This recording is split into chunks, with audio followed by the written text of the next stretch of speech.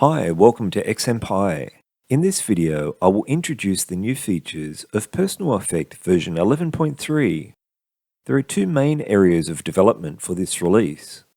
First, for customers who do a lot of direct mail or transactional work, the uProduce server includes new features to help manage large mail runs.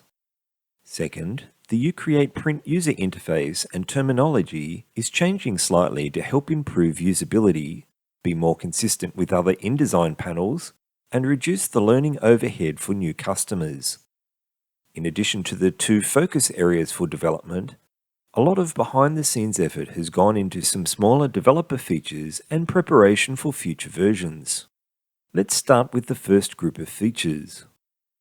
When you process an InDesign document in the uProduce server, you will now see this option to generate flat ADOR data in addition to your chosen VDP output format. When you do this, your output will include a CSV file as well as the print output file. The data in the CSV is the evaluated ADOR values, plus more information about the output. For example, the number of pages in the output for each recipient. This file can be used to create the MRDF or the mail record data file that is used by many inserters, or used as a simple manual run sheet to check the output from your printer.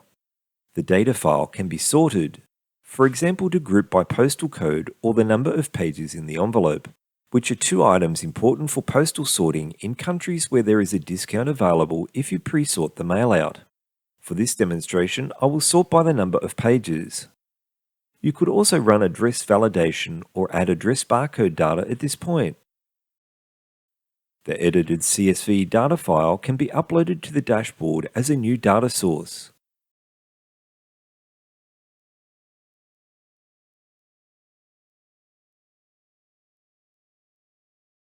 You can then select to process the document again,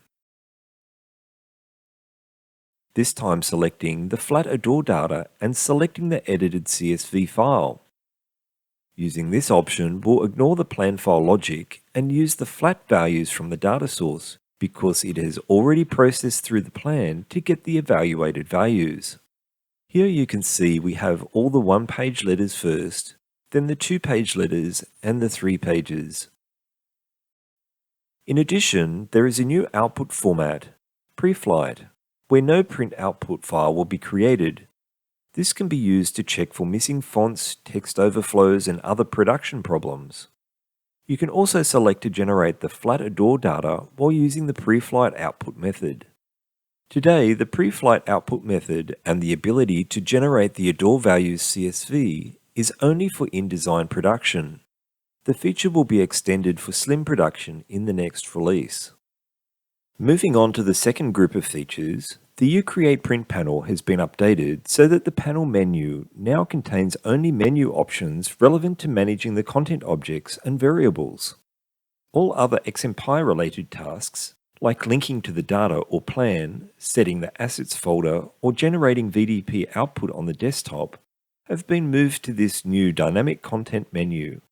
This means that the panel operates more consistently with other InDesign panels. The dynamic content menu is fully integrated with InDesign's keyboard shortcuts. By hitting the Alt key on Windows or Option key on Macintosh, you can see the underline of the keyboard letter needed for each menu item.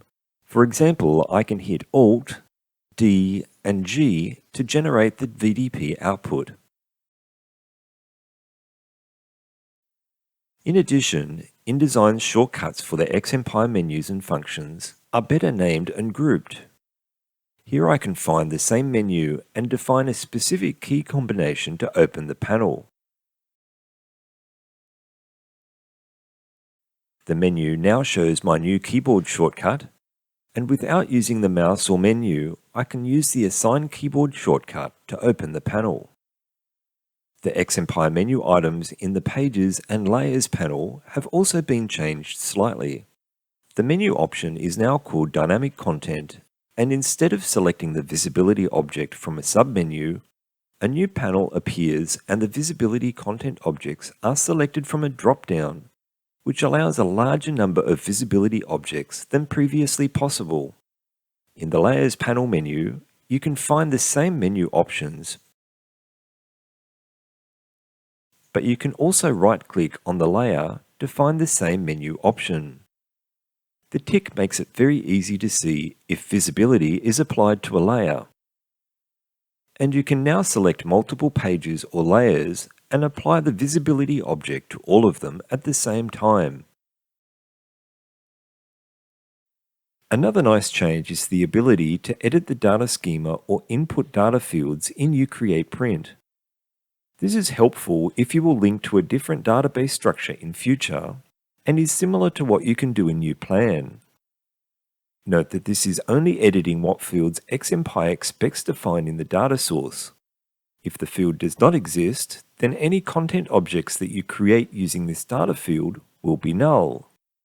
This is a change of behavior from earlier versions, where if a database field was expected but not in the database, uCreate Print would disconnect, and when viewing the content object list, no data values would be seen in the panel. Among other important works that have been happening in the background, the team has also added more uProduce REST API methods for developers to use when transitioning away from older web service API methods.